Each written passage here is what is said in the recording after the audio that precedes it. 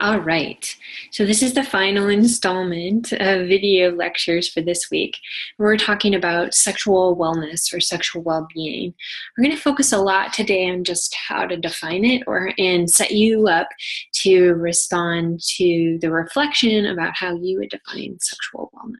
One thing that you should know about sexual well-being is it's kind of a newer concept, right? So when we think about the biomedical model kind of ruling sexuality for a long time, so we have a really great way of defining dysfunction, right? Like I said in the DSM, there's a laundry list of things that could be wrong with you that have symptoms mapped out, and then you get the disorder by qualifying for X number of those symptoms. But we really don't have that much information about what sexual wellness or sexual well-being is, other than what we can intuit or what people theorize about what it is.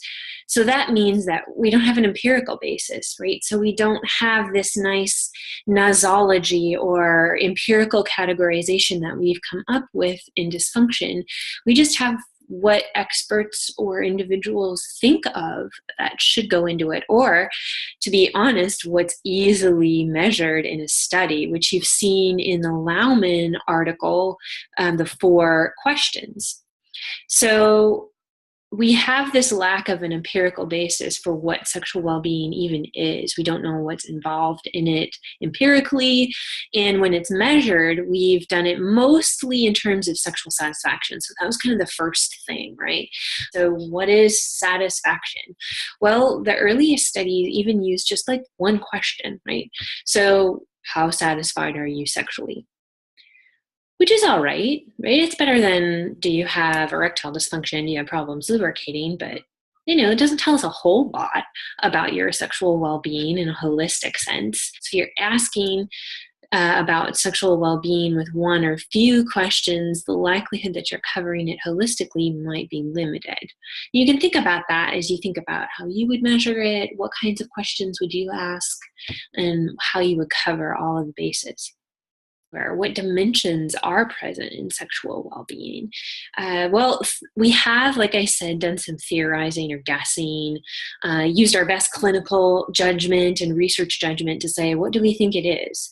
And there are a lot of things that it could be possibly. Some of the things that I try to think of when I'm asking people questions in research is not just, are you emotionally or physically satisfied with your sex, but do you feel like a mind body, or there's a spiritual aspect or connection aspect to being well sexually? For some people, it's about feeling potent, maybe not necessarily being potent if you have some dysfunction, but feeling potent and virile. And that might be on the more masculine side, but for women too, we want to feel virile, quote unquote, feel sexy. What does that entail? A lot of times there's going to be body image in there. It's wrapped up into kind of the sexual self-esteem kind of concept, which is all part of wellness.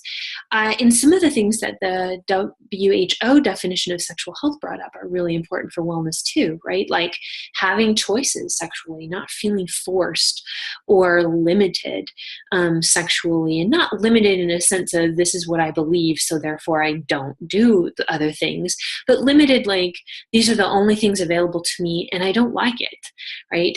And also when we think about what it needs to be included in wellness, we've got to think about safety and empowerment and power dynamics and relationships and all of those things that can cause people to have more negative sexual experiences if they don't have them, or lead to sexual unwellness. So as you can see, there's a lot that could be there. And when you think about your own self and what it means to be well for you, it's probably driven a lot by some of your experiences or experiences of others. So let's think about the Laumann article that I had you read. And I'm going to pull that up for myself just so that I can read through some things because I don't have it memorized. But this was a really big study, right? So 13,000 men and 13,000 women. This is what we consider epidemiological study. You get a bunch of data from people on a bunch of different things across countries. And there were 29 countries involved. So a lot of you were asking about cultural impacts of sexuality and how values and cultural beliefs might lead to different experiences. And this is one of those studies that looked broadly at those differences based on your national origin. origin, so country of origin, and we infer some things about culture based on that. So they looked at how sexual well-being was measured, or the levels of sexual well-being based on how they defined it across these 29 countries, and then that led them to see these clusterings of these sexual well-being constructs, which we'll talk about a little.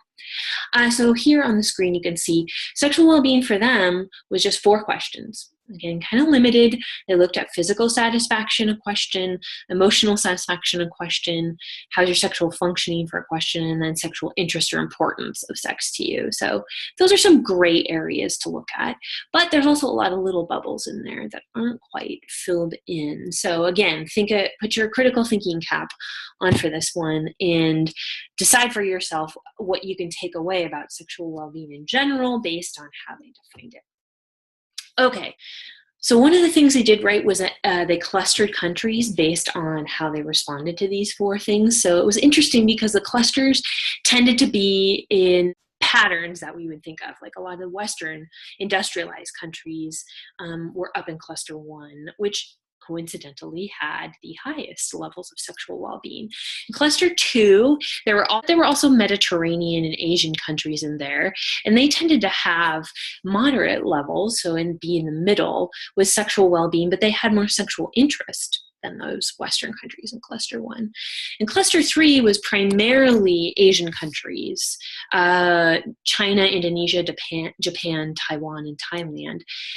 For cluster 3, they tended to have the lowest levels of emotional and physical satisfaction in relationships, less importance overall to their sex lives, and there was a large gender gap in satisfaction with their sexual health or sexual functioning. Interesting to think that the countries in cluster 3 that had those lowest levels of sexual well-being and biggest gender gaps in sexual functioning, also male-centered regimes. When you were looking at male-centered regimes, right, that's where men are generally deferred to, shown respect, and women are more passive. Interestingly, right, their sexual behavior is a lot more oriented towards tasks, right, reproduction, that's what things are for. And it tends to be that those values bring about some beliefs and feelings and attitudes about sex that might lead to lower satisfaction over time. So one other thing that they took away from this is that men across countries had higher levels of sexual well-being than women. We are going to have a cultural discussion in our ongoing discussion that I'm going to start up this week. So look for that. It'll be a brief prompt, and then I'd just like you guys to discuss what impact does culture have. Think about Western culture or traditional cultures that have a much more gendered role for women and men, all kinds of stuff, religious beliefs, play into that, how you view sex in your country, as we saw in cluster 3 with more male-centered ones where it was much more for reproduction. So as I said, the way that we have studied sexual well-being is pretty limited. So what I'm hoping to do, and others as well are doing this, there are some people down at the University of Texas in Austin, Cindy Meston and her group have been looking to expand the idea of sexual satisfaction into much more of a wellness construct for women and men. And I'm looking at this too, like I said, with my qualitative study where we asked that open-ended question of what is sexual well-being. So what we're hoping to do is kind of build a construct or a measurable construct that people can then have a more holistic measurement of their sexuality or sexual wellness than just kind of what's wrong with you or how physically satisfied were you with this. So again, challenge for you is to think about, if I was going to assess this for people, so if you're going to hand this out to a bunch of people across ages, what would you want to know? What would cover the bases for you? Really think about that as you're going into your reflection. And for me, these on this screen is a little bit more than we had in the Laumann study and some of the research studies out there on sexual, because you're looking at those sort of things like culture and the context in which you grew up and the environment in which you currently live. So one thing that really might make a difference as we think about environment is like living in an institution, right? Like a nursing home. So that's a huge effect on your sexual wellness, because we know that a lot of times institutionalized contexts are much more restrictive. So that's going to have a huge impact on if you live on your own, if you live in a community or a retirement community, or if you live in a restricted sort of environment, like maybe living with your adult children or living in an institution. Those things are going to have a huge impact. A lot of internal factors, right? So internal is psychological, everything that makes up this headspace right here. Sexual self-esteem, your values, your beliefs and attitudes about sex, they're all going to play into your well-being. So again, this is just a broad sweep. So you can draw diagrams, charts, you can have a video, whatever you want to do to respond in the reflection for what is sexual well-being. But I want to hear from you what you think it is.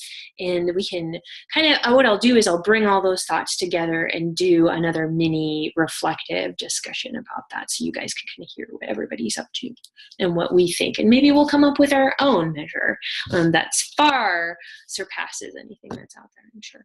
All right, so that's all for this week.